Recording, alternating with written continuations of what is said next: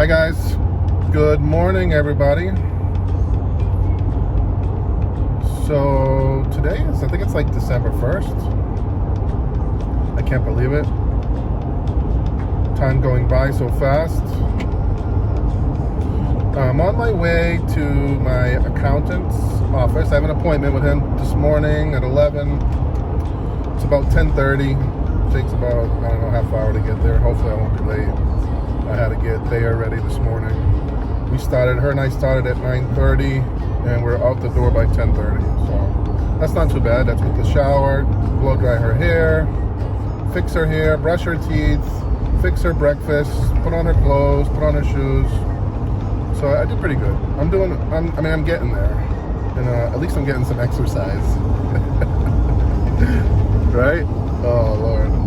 God knows I need it.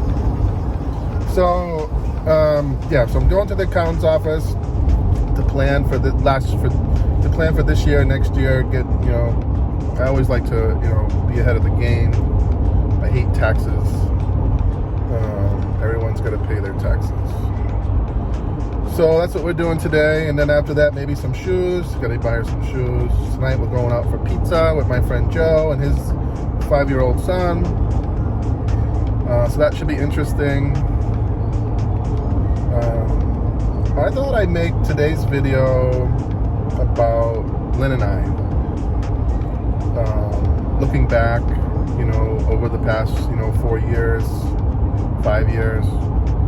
I'm looking back in time in my mind this past few weeks, and I'm thinking about how we first met, how our relationship developed over the years. So I thought I'd talk about that, because I know I made some videos in the past, and sometimes you repeat yourself, but we always have to keep in mind that we have new subscribers all the time, and not everybody goes back and watches 500 videos. So so I remember kind of how it got all started. I mean, for me, was just on Facebook one night, and probably like everyone else, you hop on Facebook at night, you crawl into your covers, middle of the winter time, it's freezing, and you grab your phone and you scroll around on Facebook, like whatever, however long before you go to sleep. And that's what I was doing. And I see my friend Kevin, elementary school kid, who I haven't seen in years, and he's posting his pictures about the Philippines. And he's running around all over the place with this beautiful girl, and I'm thinking, wow, I must be doing something wrong. So I get in touch with him, just sent him a message like a couple months later. I asked him some questions, and he kind of gave me some tips, pointed me in the right direction. And I went online. I went on a dating site, which I've never done in my life. I didn't know anything about it. I didn't know anything about the Philippines. I didn't know anything about the women there, the culture, nothing. I just went on poking around. And then, I want to give you details, but I don't want to make it boring, the video boring either. So it's kind of jump a little bit. Online dating is very difficult. I soon found out, that most of the people that you're talking to are fake profiles. They're scammers. So I would say, after a couple of months, I really gave up, but I continued going on the site just to play the game, because it was fun, because in my mind, everyone that I talked to was a scammer and a fake profile. Everybody, until proven otherwise. So, my routine became out, instead of going on Facebook for an hour before I go to bed, I would go on a dating site for an hour before I go to bed. And I would just screw around with all the scammers, So yeah, they would say, after a couple of days talking to them, oh, my grandmother's so sick, can you send me some money for medicine? I'd be like, sure, how much you want? He's like, can you send, $500? I'm like, sure. Hey, no problem. Give me your name. Where do I send it to? And they were like, okay, well, I'm going to give you another person's name because I don't have an ID. And I'm like, yeah, sure, no problem. Whoever you want me to send it to. And then like 2 days later, did you send the money? I'm like, no.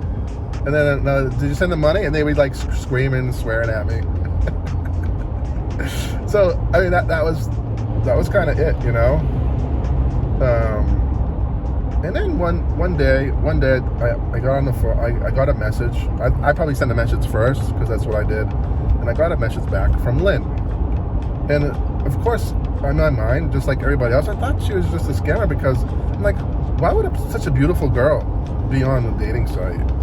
So beautiful. If you could have seen her profile pictures, my God. Anyways, the first message she sends to me is, don't even think about talking to me unless you read my profile. Yeah, we have to go far. Yeah. So it's funny. So, and she's like, I'm like, wow, she's so mean. And so right away while she's messaging me, I quickly look up her profile and I read it. And as she's texting me, don't even think about talking to me unless you read my profile. I'm like, yeah, I read it, no problem. And I'm like, and I'm reading it, and I'm going, you have a daughter, you live alone, you're OFW. And she's like, okay, I'll let you talk to me. So I kind of lied. And I think at the time, yeah, we'll call mommy when we go home, okay? And so I think at the time I was 48, maybe. And I think I said I was 40 or 44. I kind of lied. And of course I looked really young then. I mean, I was in good shape when I met Lynn. Really good shape. I wasn't like this. Not at all. I mean, I went to the gym every day. I was about 50 pounds, maybe 30 pounds lighter than I am now. That was only like 4 years ago. Anyways, we talk, we chat, blah, blah, blah. One day turns into 2 days. 2 days turns into 3. And before you know it, we've spent a whole week chatting, like day and night.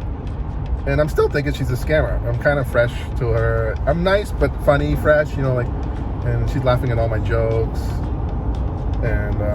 And then she hits me up on a Thursday and says, I'm going to the mountains to see my parents, and there's no signal there, so I'll give you a call when I get back next week. I'm like, oh, definitely a scammer.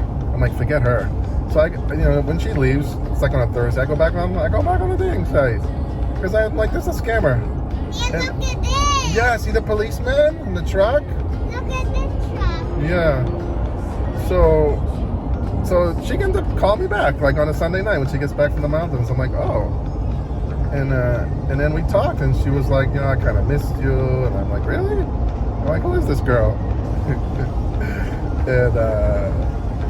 And before you know it, like 3 months goes by, we're still talking. And then 6 months go by. And then finally by the 9th month, I have to either go there or move on, let her move on to somebody else. So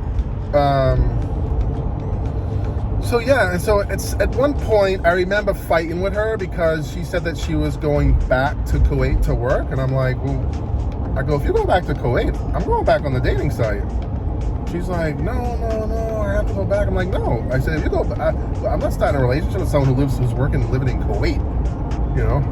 I'm not going to Kuwait. I'll tell you right now. And so, I mean, she had all her stuff ready to go, her visa to get back to work, and she canceled it. She ended up staying, and she took a big risk, because she quit her job to stay a week for me to come and visit her. And so I did. I hopped on a plane. I hate to fly. And I'm thinking, what am I doing? This is crazy. I got on a plane to go see her. Only her, by the way. I get off the plane after like 30 hours. Yeah, we're gonna go to the airplane and see mommy very soon.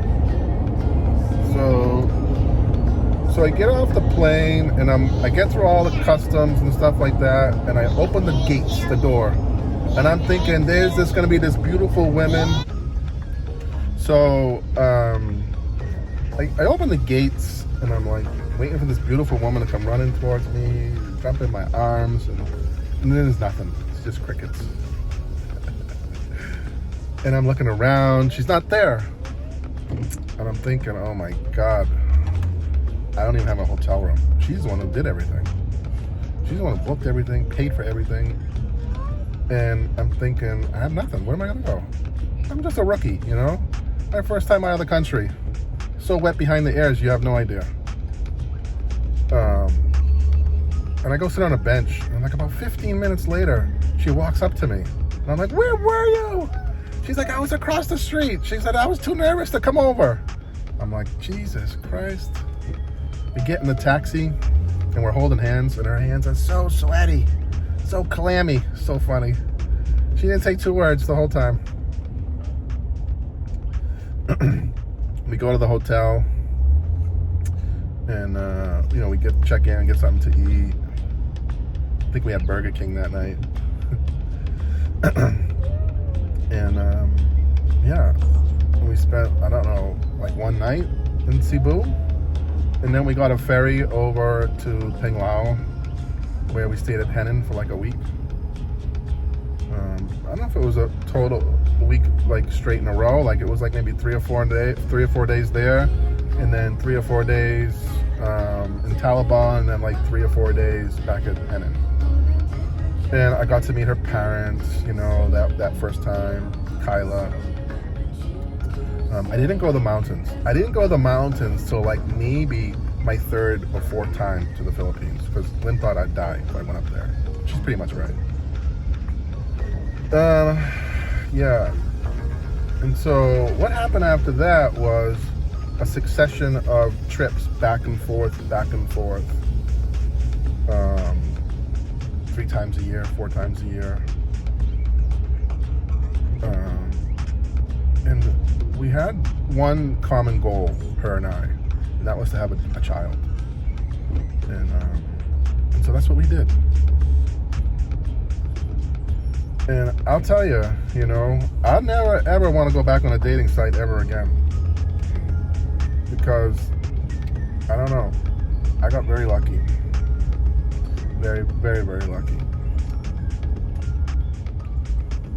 I love my wife dearly. And I couldn't be any happier. The whole distance thing sucks. But,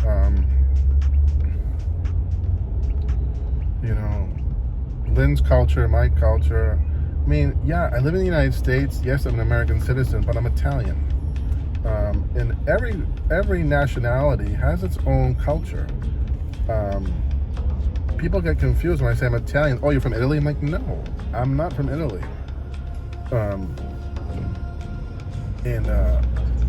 It seems like when you're outside the United States, if you say you're Italian, people think you're from Italy. They don't understand, So, if you're Irish, you have an Irish culture. If you're, from Morocco, you have a Muslim culture. You have all these different cultures in America. And so my culture, my Italian culture, is not very different from the Filipino culture, which makes us a good match. Anyways, that's my story. That's how Lynn and I, first got started. It was a lot of work in the beginning. I won't lie.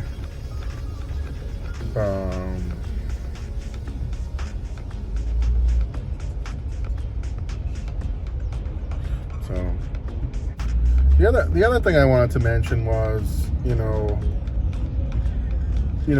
at some point in our relationship, I didn't, Lynn never asked me to buy anything in the Philippines, to build a house there or buy a land.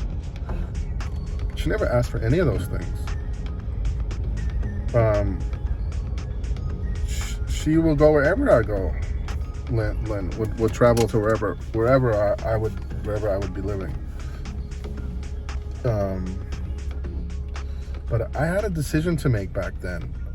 I had my eye on a small, tiny lot in McClellanville, South Carolina. Small lot. I mean, I would say maybe it was like 100 square meters, maybe less. And the plan, the design, the approval, McClellanville in the historic district, it's beautiful, but it's very strict, the building codes. And for that lot, that was all I could afford at the time. That's all that was available at the time, and that's really all I could afford. And the plan was for only a 1-bedroom septic. And so I was thinking, how am I going to do that? You know, with 2 kids. But my plan was to build something like a nice, and they have to be, the code there, they have to be so many feet off the ground, so it's going to be on stilts, you know, either concrete or pilings, you know. I think it's something like 14 feet, I don't know, something like that, because of the storm surge from hurricanes. They got to be up so high. So it's a little expensive to build there. And but I really was thinking about it at the time. I even went to look at that lot before my trip to the Philippines, before I bought that other land, before I bought Ananda. And you know, I really thought about it long and hard. And my plan would have been to build a 1-bedroom with a loft, you know, so that we would have space for the kids. It would have been small, but it's a beautiful community. It's about a stone's throw away from the inlet. It really would have been perfect. I kind of regret not buying that land, but I don't regret buying an Anda. But I do regret not buying that lot, because at the time I could have bought it. I could have bought it easily, and still did what I did in Anda. But that lot was since sold. People are very happy with it, and there's nothing for sale there now. The market has jumped tremendously. That same lot, I could have bought it for $25,000. It's worth about maybe $80,000 now. That was 4 years ago. So, I mean, I saw real estate, so I know what the game is all about, you know. I was afraid if I bought that lot and just sat on it, that maybe I wouldn't be able to sell it, because at the time, the market was very slow down there. Nothing was really happening, and there was a lot of things for sale. So I didn't buy it, and I should have. That was a big mistake. But I'm very happy with my place, and I don't have any intentions on selling it. But what I would like to do, I mean, it would be nice. I mean, I'll be honest with you, it would be nice to have a small little place of our own in South Carolina. At least for now. And I'm gonna make, when I get down to South Carolina, I'm gonna make some nice videos of McClellanville. It's a beautiful place. You guys will fall in love with that place. Anyways, that's my video about how Lynn and I got started. So many more stories to tell in between all that stuff, all the fights, the breakups, you know, the back and forths. But no matter how much we fight, we always get, you know, by the end of the day, we're always back together. It never lasts more than a day. But if you're married to a Filipina, you probably know what I'm talking about, you know, because man, you set them off, it's like a ticking time bomb. Tick, tick, tick. You know, but once you set them off, it's like you can't stop the explosion. It's too late. It's like all you could do is jump on the grenade and hope for the best. But, you know, I didn't know at the time, you know, I didn't know anything about the Philippines. I didn't know that they had beautiful women there. I didn't know that they had like this crazy expat community of older men that go there for sex, or they go there to meet young women or to marry young women. I didn't know any of that. I was so wet behind the ears. I had no idea what was going on. You know? I didn't know. I really didn't know any about that stuff. I just ended up, you know, getting some advice from a friend who said, do this, try that. I did. I met Lynn. I went to the Philippines, never been there before in my life. We fell in love, if you want to, get a little mushy. But, yeah, I got lucky. And I wish maybe to anyone else out there, I wish you guys all the best of luck too. If you're dating online, good luck. Well, that's my video for today, guys. Almost there. See you in the next video.